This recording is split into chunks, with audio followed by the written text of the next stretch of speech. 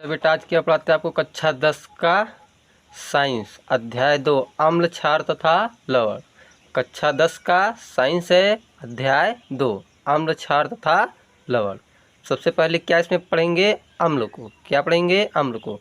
वे पदार्थ जो स्वाद में खट्टे होते हैं तथा नीले लिटमस पेपर को लाल कर देते हैं उसे अम्ल कहते हैं। हाँ बेटा, वे पदार्थ जो स्वाद में खट्टे होते हैं तथा नीले लिटमस पेपर को लाल कर देते हैं उसे अम्ल कहते हैं। अम्ल का पीएच मान 7 से कम होता है। अम्ल के प्रकार। अब देखिए आयनन के आधार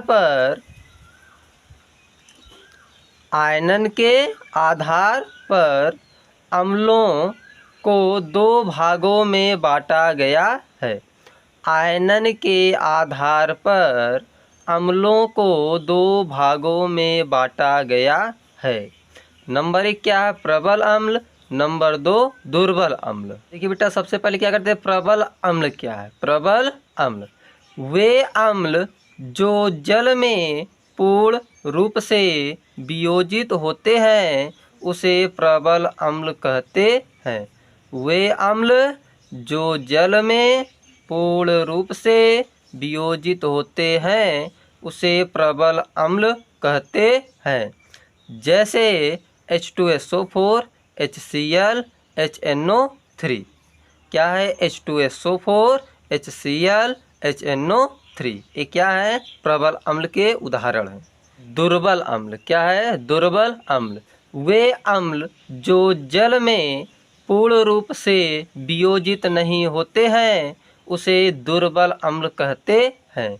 वे अम्ल जो जल में पूर्ण रूप से वियोजित नहीं होते हैं उसे दुर्बल अम्ल कहते हैं। जैसे HCN, CH3COOH, HCOOH ये सब क्या है? दुर्बल अम्ल है। HCN, CH3COOH, HCOOH। अब देखिए ये CN को साइनाइड पढ़ते हैं, यदि इसका उल्टा NC लिख देते हैं तो इसे आइसोसाइनाइड पढ़ा जाता है। देखिए बेटा क्या इसमें कार्बन है? कार्बन दिखाई दे रहा है ना इसमें। ये क्या कार्बन जो होता है ये अम्ल को क्या करता है? कमजोर करता है, इसलिए ये क्या है? दुर्बल अम्ल। प्रबल अम्ल में देखिए कार्बन नहीं है, प्रबल अम्ल में कार्बन नहीं है, इसलिए क्या है? प्रबल अम्ल है, मजबूत अम्ल। ठीक। और जिस अम्ल में क्या कार्बन उपस्थित होता है, जिस अम्ल में कार्बन उपस्थित होता है वो क्या हो जाता है? दुर्बल अम्ल। क्या हो जाता है? दुर्बल अम्ल। हाइड्रोनियम आयन क्या है? Hydronium ion. अब देखिए हाइड्रोजन आयन आकार में छोटे तथा उच्च आवेश घनत्व के कारण जल के अणु के साथ जुड़कर जल योजित आयन का निर्माण करता है जिसे हाइड्रोनियम आयन कहते हैं। हाइड्रोजन आयन आकार में छोटे तथा उच्च आवेश घनत्व के कारण जल के अणु के साथ जुड़कर जल योजित आयन का निर्माण करता है जिसे हाइड्रोनियम आयन कहते हैं। अब देखिए बेटा ये क्या है? H+ आयन है। ये क्या? जल। इसके साथ जुड़ जाएगा, जल के साथ ये H+ आयन जुड़ जाएगा तो H3O+ हो गया। इसी को क्या कहते हैं? हाइड्रोनियम आयन कहते हैं। अम्लों के भौतिक गुण। आगे क्या? अम्लों के भौतिक गुण है। अब देखिए अम्लों के भौतिक गुण निम्नलिखित हैं। अम्लों के भौतिक गुण निम्नलिखित हैं। नंबर 1 अम्ल स्वाद में खट्टा तथा जल में विलेय होता है।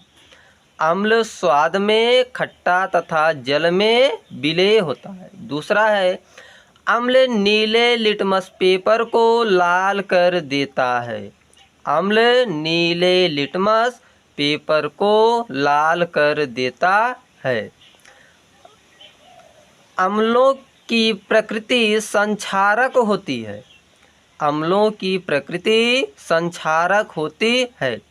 इनकी क्रिया से कपड़ा, लकड़ी, कागज, त्वचा आदि नष्ट हो जाते हैं।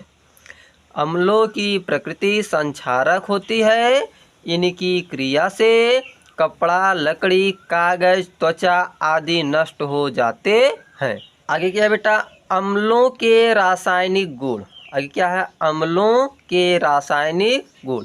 अब देखिए रासायनिक गुण क्या, पहले धातु के साथ अभिक्रिया। अम्ल की अभिक्रिया किससे कराएंगे? धातु के साथ। अब देखिए क्या है?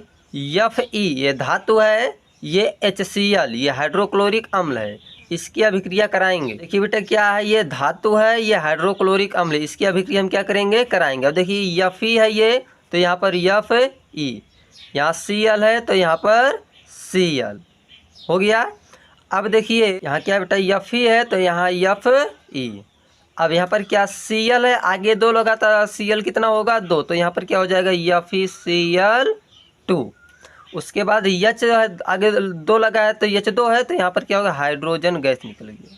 क्या हो गया? Hydrogen gas. फिर यहाँ पर ये Na धातु है, फिर ये HCl है, इसकी अभिक्रिया फिर कराएंगे। तो देखिए आगे 2Na है तो पहले 2Na को लिख दिए, Cl है तो यहाँ Cl लिख दिया गया। आगे 2 लगा है, देखिए यहाँ पर भी आगे 2 लगा तो यहाँ Cl2 हो गया। उसके बाद H2 बचा है तो यहाँ पर H2 हाइड्रोजन गैस। इससे यह स्पष्ट होता है कि धातु जो होता है अम्ल से अभिक्रिया करता है। धातु जब अम्ल से अभिक्रिया करता है तो हाइड्रोजन गैस निकालता है। क्या होता है? हाइड्रोजन गैस इसमें विस्थापित होता है। धातु अम्ल से अभिक्रिया करके हाइड्रोजन गैस विस्थापित करती है।